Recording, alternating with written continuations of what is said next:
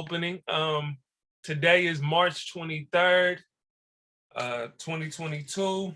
I realized that we actually read today's reading yesterday. You know what I mean? And I apologize for that. So we're actually gonna start a little bit before at 1:31 to 1:35.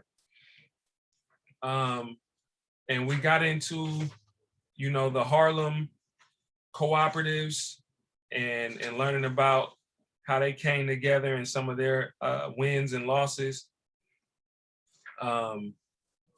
So shout out to Shara for coming through. Shout out to Raquel, Natalie, Cal, Xavier, Barrett, peace. What's up, Z? Paula, what's happening? Okay. I did want to actually. Oh, one more time. Oh, not much is happening. Just making myself some lunch, trying to listen in. Internet's going in and out though. Sorry about that. Oh, it's all good. Can y'all hear me good? I know my internet was acting up. Y'all good? Cool. So I wanted to pick it up, continuing chapter 5 in Jackson Rising real quick. We talked about the different types of assembly models, right? And I wanted to read some of the basic functions of a people's assembly. Regardless of their type, people assemblies have two broad functions and means of exercising power. They organize autonomous, self-organized, and executed social projects. Autonomous in this context means initiatives not supported or organized by the government or some variant of monopoly capital.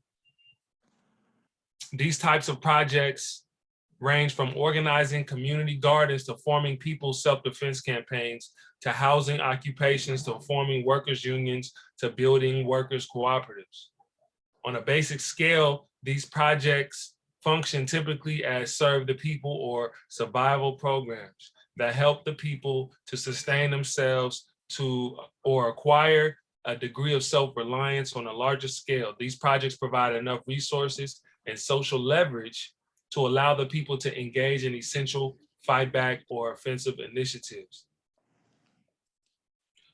So they all have a self-organized aspect, and they organize through social projects, right? So again, let's just take what we're doing. We are self-organized. We all come here, and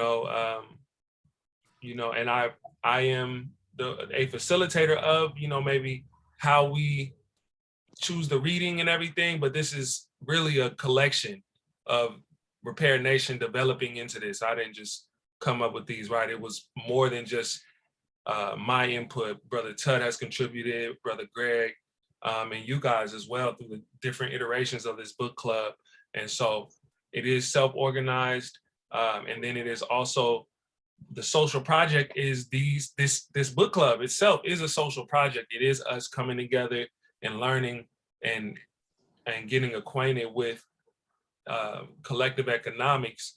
So that's the focus, and that's what we're accomplishing. Okay, number 2, they apply various types of pressure on the government and the forces of economic exploitation in society. Pressure is exerted by organizing various types of campaigns against these forces, including mass action campaigns, direct action campaigns, boycotts, non-compliance campaigns, policy shift campaigns, and even electoral campaigns.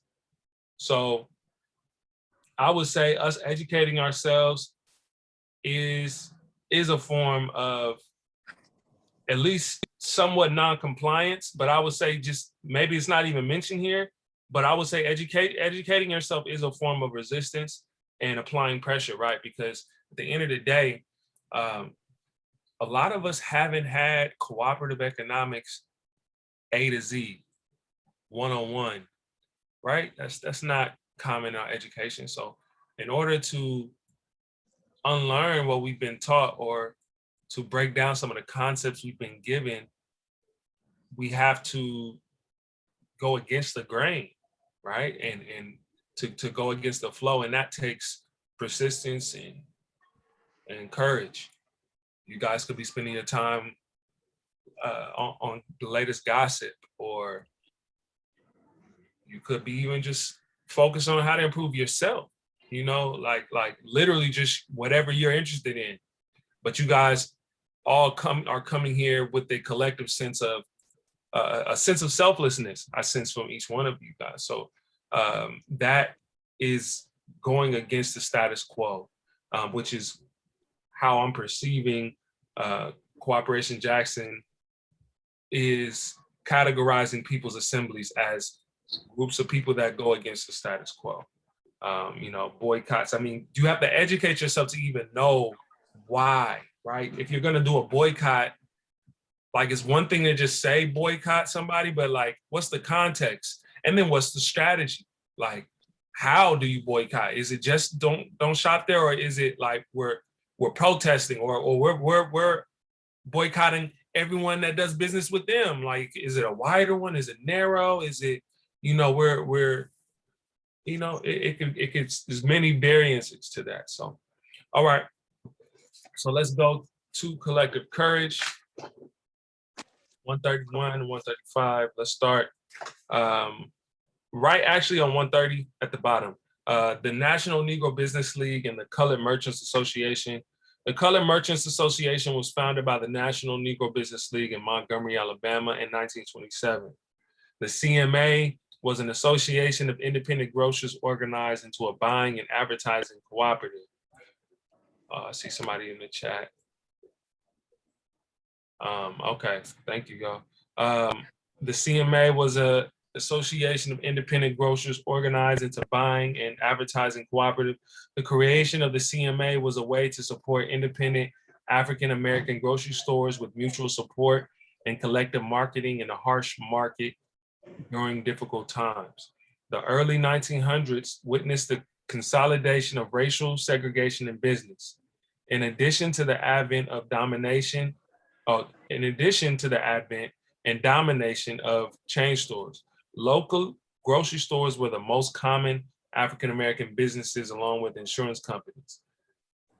Segregationist policies and franchising of large white grocery stores seriously threatened the existence of Black grocery stores.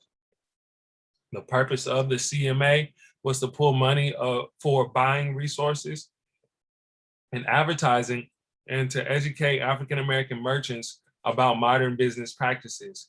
Goals included increasing stores' profits by improving accounting methods, modernizing store interiors to provide a better shopping experience, and creating greater awareness of the buying power of African-Americans. According to the Negro World, the CMA was the first serious attempt to organize the purchasing power of the Negro. So let's organize, I mean, let's break that down a little bit. So we see that the CMA started, you know, because they understand that they needed to band together during harsh economic times. And the racial segregation that they faced really made it difficult for them to operate. And so the fact that they came together is one thing, but then they came together and said, hey, let's optimize ourselves in a way that makes our shopping experience the best. And that brought more customers to them. So it was like a decision, and then it was a refinement. Like, okay, we know we want to do this, but how can we do it the best that we can, right? So they didn't just settle. And I really appreciate that, because we all have to understand, like, you have to be competitive. Like, I think capitalism, as I'm critiquing it and learning the nuances of where I stand on it, like, I understand the cons very deeply. I'm sorry, my computer's about to die, so I'm looking for my charger. So yeah, I feel like we have to understand capitalism deeply, but part of capitalism is competition, right? If the government owns all of the businesses or all of the means of, you know, entertainment, retail, like everything, there's less incentive for things to get better, and competition does drive improvements. I mean, we can see that in our own lives, like, you know, whether it's the dating arena, or whether it's, you know, just creative things like when you see what other options are out there, you're gonna be like, hold up, I gotta make sure I'm on point, like, or I'm not gonna get that business, or I'm not gonna get that connection, you know? And so I think that's one thing, but Natalie has something to add to the conversation. Go ahead. You're on mute, Natalie. Sorry about that. Thank you. I hear what you're saying, but however, I'm thinking creativity can also be achieved differently. I think when you have really collaborative and collective brainstorm with diverse opinions, diverse people, I think that is when you have the most fruitful ideas. And my thought is always like, can cooperatives exist inside capitalism? Because if capitalism is based on the principle of competition, but cooperative is based on collectivity and cooperation, the pull to compete and to accumulate will drive people to fragment and separate. So I'm just wondering, it's just, you know, competition drives people against each other, collaboration brings people, converge people and bring them towards each other. So they're really two socially different dynamics. And I'm wondering, can that really exist, or will it always corrupt the cooperative or collective movement if we try to fit it into a racially capitalistic system that works on competition, extraction, and separation? Okay, snaps. Natalie, you really asked a great question. Like you said, like those are two opposites, cooperation and competition. And so I feel like that's a great question. Like, what is the motivation, right? The capitalism, in capitalism, competition is driven by the want for profit. In cooperation, the motivation can vary, you know, but a common goal is usually the motivation. So how do we shift from competition bearing the fruit of creativity versus cooperation being the one that's bearing that fruit? And I feel like that's where we look at these different examples, right? But I think I'm really just trying to understand myself, like, what are the pluses, or what are the things that are proposed to be the pluses of capitalism, and how can we achieve that in this cooperative mindset? You know, like, what are the means to continue to improve, you know, in a environment like that? So these are great questions, y'all. Well, I think the pluses of capitalism is based on where you stand on the hierarchy. So you got tons of pluses for the 1%, and all of us here in the West who are living comfortable lives. When you in war zones in Africa, when you sitting down where people are extracting and plundering your land, that's when you really feeling capitalism. Oh, that's a bar. How you feel about capitalism depends on where you are in the hierarchy, right? So if you're Jeff Bezos, you probably loving capitalism. But if you're, you know, in some country that's still developing and they don't have clean water, and they're, you know, like the Philippines, or, you know, somewhere like that. Not to say Philippines isn't beautiful, but and they don't have, I know there's areas where there's good people, like good economic situations, but I've heard many stories of that not being the case. So I would understand how they might feel like, you know, forget capitalism, you know, so. And how do we create pathways as people that are privileged to be in this very rich place? Like, what is our barometer and what is our meter to help those people outside of our country? Like, should, you know, how do we create cooperative circumstances to, you know, have a bigger influence? I think that just came to my mind too, right? Because, you know, we all have connections outside of the country, whether it's like direct family or, you know, ancestral. And I feel like we have to think about that too. Like, we are not an island just in America. And I feel like we should at least take that into consideration. Like, how do we create a global, you know, like globalization, I think is synonymous with capitalism, right? But like, how do we create a global network cooperatively? Can I say something else? Yeah. Something else? It's, you have to realign your distribution channel. Because right now the distribution channels are sucking resources from where they are to the people who can pay for them. And so if you localize your distribution channel by going back to the source of where things are and distributing within your local community and going where resources are to where they are needed.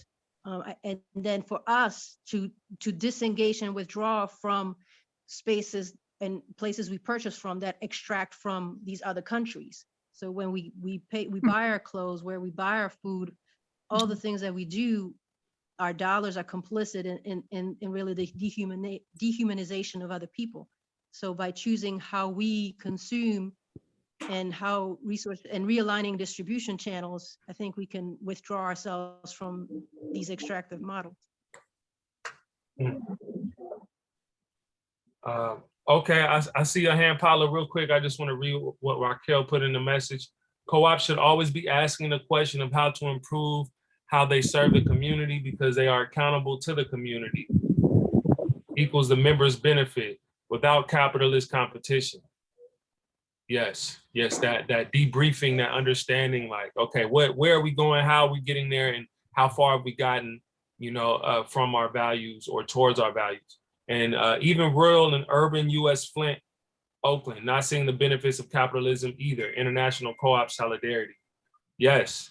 So capitalism to these people in these areas is not seen as a good thing, right? Like you're bathing in lead, you're not looking at capitalism as a good thing. Okay, Paula, you got something to add?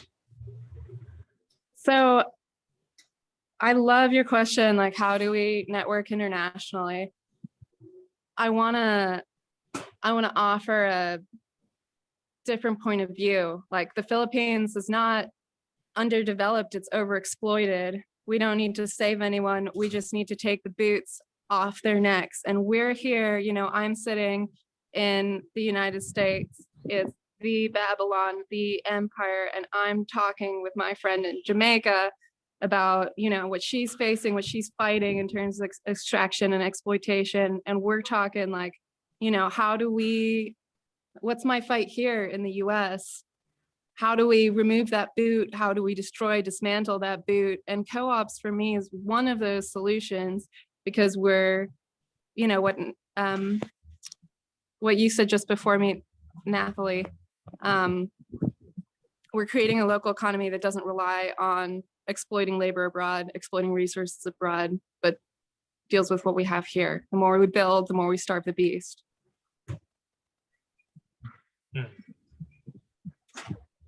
Yes, I like that. They don't need help. They just need the foot off their neck. I think that was a powerful statement. Thank you for that. Natalie was feeling that. Yeah. Okay. So let's keep going. As the chapters were organized in cities with 10 or more stores, dues were $5 per month per store. The National Negro Business League reported in the Negro World in July 1929. That cooperative merchandising is rapidly spreading among Negro retailers and receiving strong support from Black newspapers. The article noted the recent opening of a CMA in Tulsa, Oklahoma, in addition to the associations already in existence in Montgomery, Alabama, and Winston-Salem, North Carolina. According to Tolbert, Winston-Salem played an important role in the development of the CMA as the first major city to which the organization spread outside Alabama in 1929. Representatives of the NNBL came to Winston-Salem to organize the chapter. The Winston-Salem Teachers College, now Winston-Salem State University, provided resources and publicized the CMA. This was a model of development followed in many cities across the country. By 1930, 253 stores were part of the CMA network. Wow. Including 32 stores in Tulsa, 25 in Dallas, 25 in Manhattan, and 10 in Omaha. Wow. They were spread very far. By 1932, the CMA had opened a warehouse of products using the CMA label to sell to the New York stores. As noted earlier, the NNBL was started by Booker T. Washington in 1900 at Tuskegee University in Alabama. Xavier said, also there's programs that if you buy something, you can feed a family. And I'm sure they should for out the country to help the people in worse positions than we can dream to face in America. Just food for thought. Yes, we should be supporting businesses that have a value to them, that provide value rather than just, you know, we take your money. You know what I'm saying? Like, yes, if we're buying something, we are giving our word, or we're saying that this is valuable to us, but we should also understand that there are costs to doing business, and there's a value chain, a supply chain that when it comes to you, you know, it has already been compiled and resources have been extracted to make that thing. And so in order to give honor to that and respect that, there has to be more than just the transaction from you to that person or to that business, in my opinion, because, you know, taxes already take that for the government, and the government does what they do with that. And so automatically there's something being taken out of that, but there's also, you know, the toll that it took on the earth. Was there any replanting of trees that were excavated, or, you know, soil that was moved? Has there been a restoring of the ecology, you know, where the animals have lived in that area now have to be displaced? Like, these are things that we should be supporting. So businesses are doing business in certain areas or have a certain consequence. We should be supporting those who show that they are at least trying to add to, you know, what's their surroundings. You know, like these liquor stores, for example, in our communities. Like, okay, people buy liquor, they buy cigarettes. I'm not necessarily here to make a moral judgment on that, but let's say if you're gonna be in our communities, how about y'all contribute to the football league?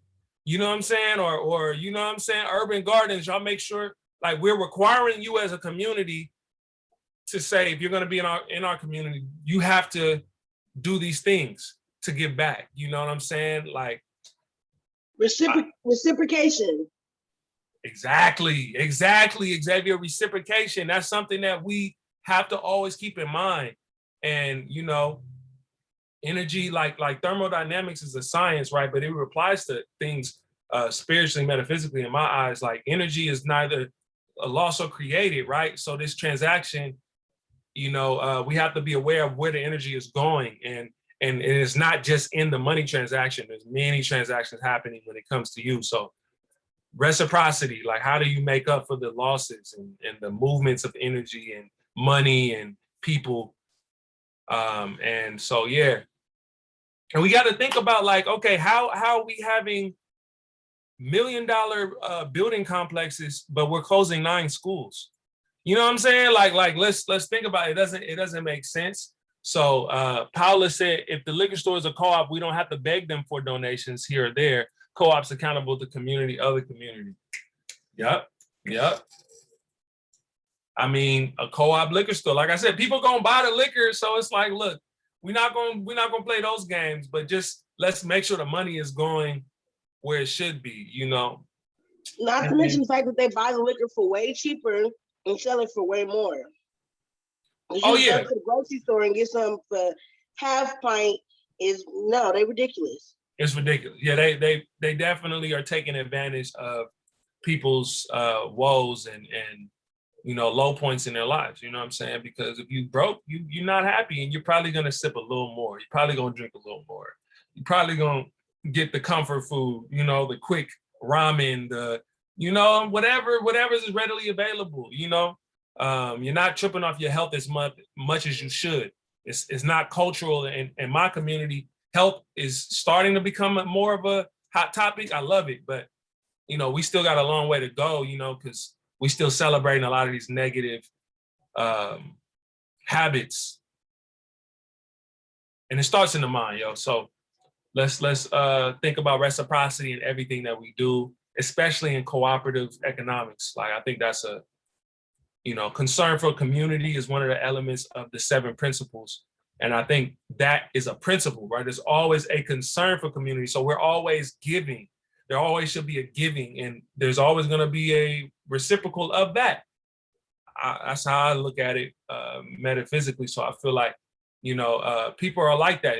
If you open up the door with giving, people automatically, or smile, even just giving good energy, people are more receptive to you and more hey, okay, what's up? You know, so like giving to your community automatically raises the morale, and then there's more to give because people are more, they feel more, you know, rather than feel like scarcity and feel less and apathetic because they just so into survival all day. I gotta eat, I gotta get it, I got to get these kids to school. I don't know what they're gonna eat. You know, I gotta get you there early because I can't give you breakfast. I give it to the school to give you breakfast. And you know what I'm saying? Real life, daycare is expensive. Like, you know, all of these different things. So thank you for the conversation today. Yeah, really has some jewels drop. Look out for this one. We're gonna put this one up on Instagram and everywhere. We're gonna chop it up. Y'all have been dropping some amazing jewels that I can't wait to hear other people chime in and see what they think. So any last words from the collective?